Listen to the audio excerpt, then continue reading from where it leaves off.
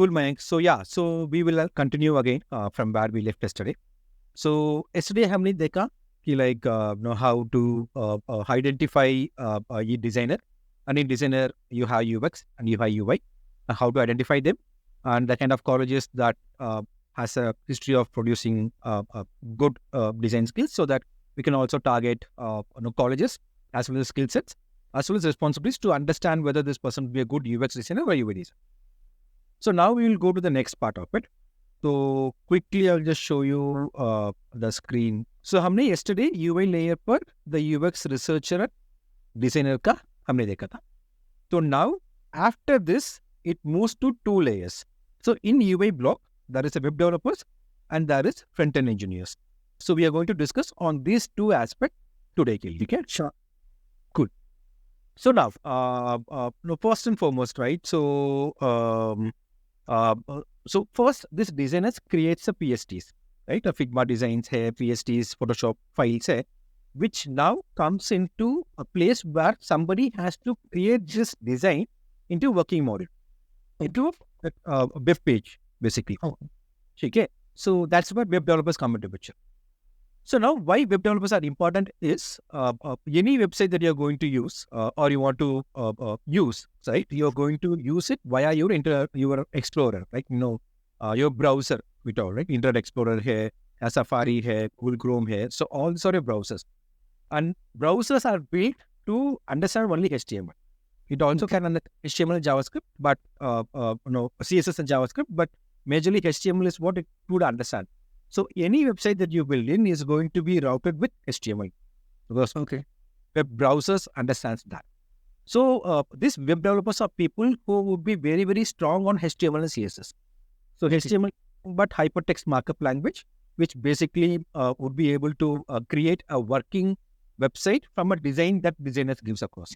The web developer will create a working model. So if a designer has design saying like need the search button hoga, either text box hoga, either text hoga, either marquee text hoga, either animation hoga.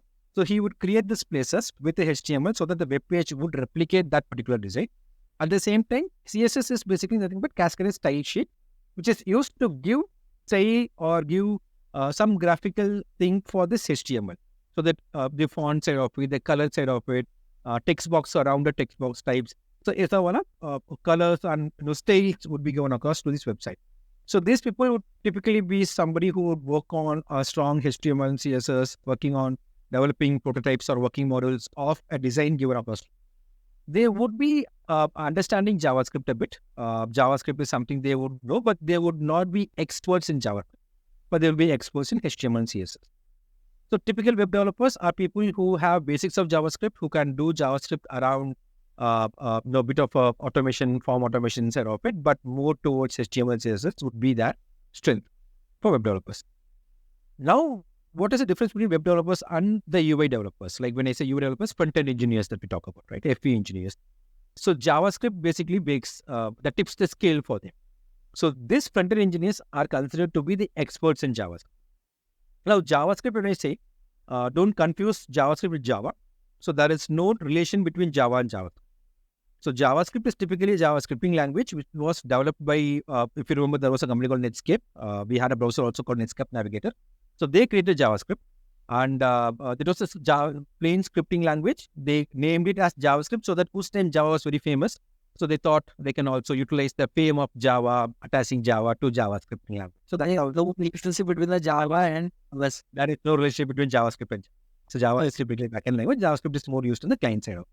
Got it. So just now JavaScript came into the picture. So initially when it came, JavaScript was majorly used for small things like small form automation, form validation wala part, a small scripting on the client side, front end side. This is how it started off.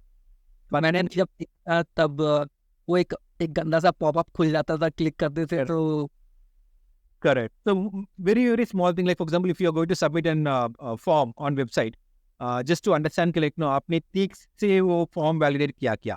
So to just validate that, there was a JavaScript running so that it will just figure out like whether you have entered text on all places or you entered some numericals. वो validate करके they submit करेंगे. So ऐसा के लिए JavaScript was running it up. But then JavaScript kind of evolved very well after it got combined with OOPS concepts. So it becomes OOPS language JavaScript. So we call it OOJS, object-oriented JavaScript. So once that came into picture, it started to evolve in a way like, no, it became a very primary language to be used on the front end side. So it started to Just to give context about what OOPS concept does, ये लोग नए एक framework वगैरह build किया to scale anything as a pattern या architecture, ताकि कोई भी चीज़ों को स्केल पे लिखा जा सके, सभी लोग एक स्टैंडर्ड को फॉलो कर सकें, सभी लोग कोडिंग पैटर्न को फॉलो कर सकें। तो वो एक लैंग्वेज से बढ़ के थोड़ा सा एक फ्रेमवर्क में या एक बड़े पिक्चर में आया, ताकि सब लोगों एक जैसा स्टैंडर्ड बना पाए। So there are 4 to 5 major concepts around OOPS, like encapsulation, polymorphism, abstraction. ऐसा 4 or 5 concepts here. So the languages that follows these concepts are called OOPS language concepts, like Java, Python. All these languages were supposed to were following this pattern with OOPS language.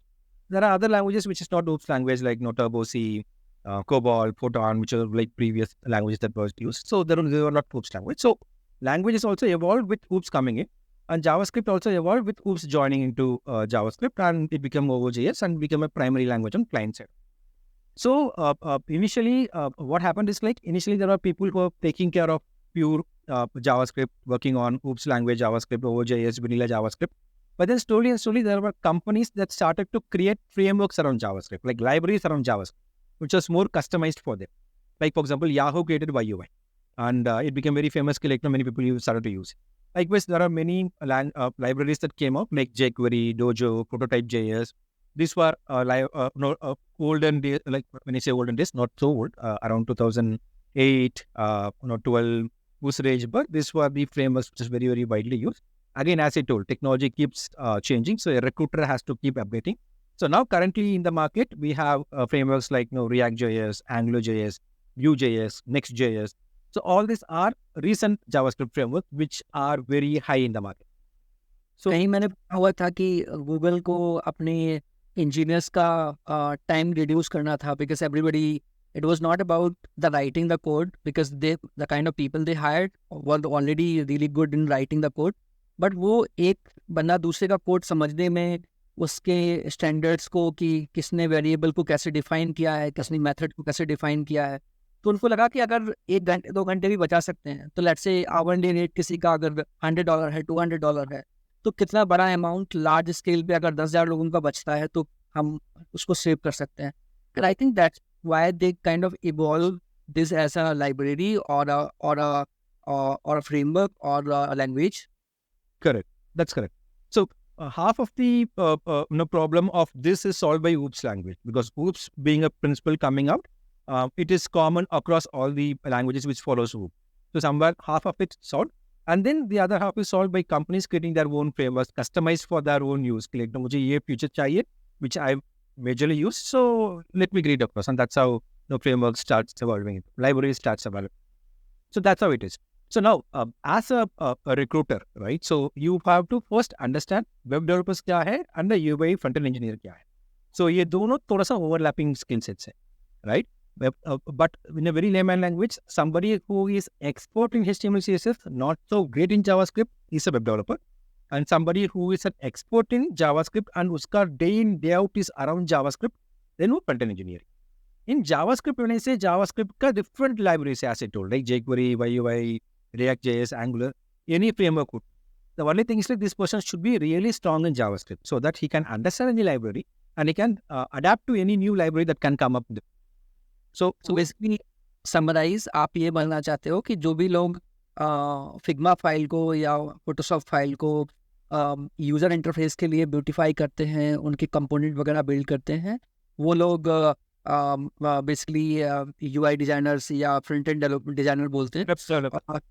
Web developers. So they basically translate this PST file, which is basically a drawing to, like as a layman language for you, the PST file is a drawing from a designer. Now उसको website बनाना है ना, वो web developers करता है with more emphasis on more expertise towards HTML. Now इस product को you need to make it more adaptive, more reactive, more on the latency side of it, as well as on the responsiveness side of it. You need to make this product more evolved, right? So responsive का मतलब ये होता है कि mobile browsers में या laptop में different screen size में उनके कंपोनेंट सेम क्वालिटी से विजिबल हों। Different ये network. That is also another thing, right? Different network. Like for example, we all have 4Gs, but you know there are a lot of remote areas in India which don't have 4G, right? They still work on a 3G or 2G. And how much can your app or your website be responsive there? So wahan aata hai progressive web app, right? So which again, front-end engineers do in terms of making sure like, how much can it be reactive for even the lower networks. So all this is taken care by the JavaScript, and they become the expert out. So this is what you need to as a recruiter. So if suppose you're looking for front-end engineer, you are hiring for a front-end engineer, look for this keyword like JavaScript frameworks. You can also use keywords like Object-Oriented JavaScript or OOJS as a keyword. Also use like PWA, which is basically progressive web apps, as a keyword. So people who have revolved around developing this would be a good fit for front-end engineers specifically. And in case if you're able to find out somebody, which is very rare, but again, if you are able to find out somebody who has created custom JavaScript libraries for his own company, proprietary JavaScript framework, he would be a really good fit because he is the one who would be really strong in terms of OJS. And he would make a really good front-end engineer who can create a new framework, who is strong in OJS, as well as work on any available framework that is available in the market, like React, Angular, Vue.js, right? And again here, typically when a company hires for front-end engineers, they focus on problem solving. They focus on a bit around the user interface wala thing, like how a person puts with the stakeholders, like from a design side of it, from a web development side of it, as well as from a product side of it, how we understand the architecture of UI and how we can go into developing that particular architecture and scaling it across to the next level. So these are the things that we look into.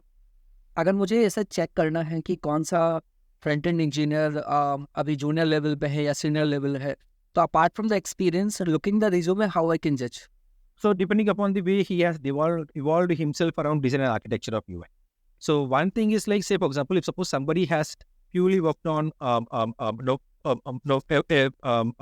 React or Angular kind of a framework, and he has basically worked on developing these applications, he would not majorly focus on scaling it across. He would majorly focus on making sure this is done on productivity, done with the product, and then look forward into it. But then as an experience grows, there will be people who would focus on futuristic perspective of it. Like, iska responsibility kaisa layega? How can I develop this architecture so that tomorrow new features can easily be added?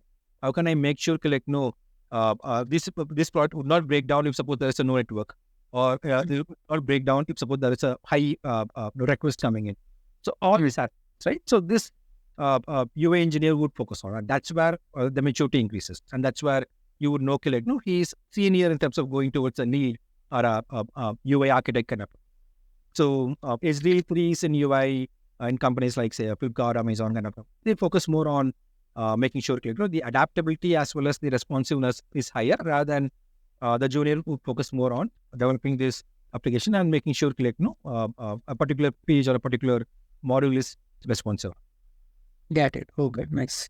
And here, as when I said problem solving here, the interview side of it, generally speaking, there are companies which focus on DS algos for a problem solving side of it. But in UI, there is a bit of a specific problem solving where they focus more on problem solving towards UI, in terms of more towards JavaScript side of it, because they might not focus on DS algos side of it, but they will focus more on like your approach to a particular problem. How do you approach a particular problem? How you come into the right solution via your approach? Whether you know the name of the algorithm, they might not focus on. So this person should be a really good problem solver with strong expertise on Java. जो भी बड़ी कंपनियां हैं, let's say consider Flipkart, तो फ्लिपकार्ट में front end engineer होगा जिनको पता होगा कि अगर कोई गांव से ऑर्डर कर रहा है जहाँ पे इंटरनेट की स्पीड कम है, तो उनके ब्राउज़र पे क्या ये कंपोनेंट लोड होंगे, कौन से कंपोनेंट लोड होंगे, कौन से नहीं होंगे, लो बैंडविड्थ पे कैसे दिखाना है, specially important part like checkout और ये सब बटन तो आना ही चाहिए. आई थिंक अमेजन का वेबसाइट काफ़ी सिंपल इजी टू लोड होता है और सबके लिए एक जैसा उनका यूनिफॉर्म दिखता है. सो फ्रंट एंड डेवलपर का काम API को ऑप्टिमाइज़ करना है ताकि हर टाइप के यूज़र उसके लिए आसानी से जो क्विकली लोड हो जाए, आसानी से वो सारा एक्शन परफॉर्म कर ले, हर एक ब्राउज़र में हर टाइप की लैंग्वेज में वो काम कर ले, स्केल पे, नेटवर्क पे, लोकेशन के हिसाब से वो चीज़ें वेरी ना करें। तो ये सारी चीज़ें जो हैं वो फ्रंट एंड डेवलपर के डिज़ाइनर के साथ में आती है। हाँ। या कोई ऐसे स्कूल है, कॉलेज है, कोई पैटर्न है, कोई कंपनियाँ हैं, किसी सिटी का कोई ऐसा इंसाइट है कि यहाँ पे फ्रंट एंड इंजीनियर्स काफ़ी अच्छे होते हैं compare to the rest of people? No, ऐसा नहीं है. So again, front-end engineers have to be engineer, has to be coding. The only thing is like at coding side of it, academic side of it, everybody has the same academic level. Like for example, if you're IIT है, NIT है, whatever college that you consider to be the premium tier 1 colleges, right? So उस college पर there is no specific कि like no ये front-end है, back-end है, right? They work on it. Individually, people do prefer कि like no मुझे front-end में जाना है with the internship side of it, with the way they want to work it out. There are people who specifically focus on front-end engineering. There are people who focus on back-end. There are also people who focus on full stack on both the side of it. So, ये individual का basis पर they pick it up via the career, they pick it up via the interest, and they get an expertise around that. And that's how it goes. कुछ अगर questions पूछ के जज करना हो प्राइमरी लेवल पे कि ये कैंडिडेट अच्छा फ्रंट एंड इंजीनियर है या नहीं है, तो हमको क्या पूछना चाहिए usually? First and foremost, collect what is basically the libraries that they have used. Figure out how adaptable they are around the libraries.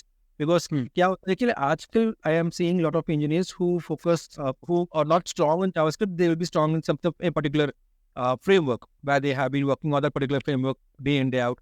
So they know about in and out of it.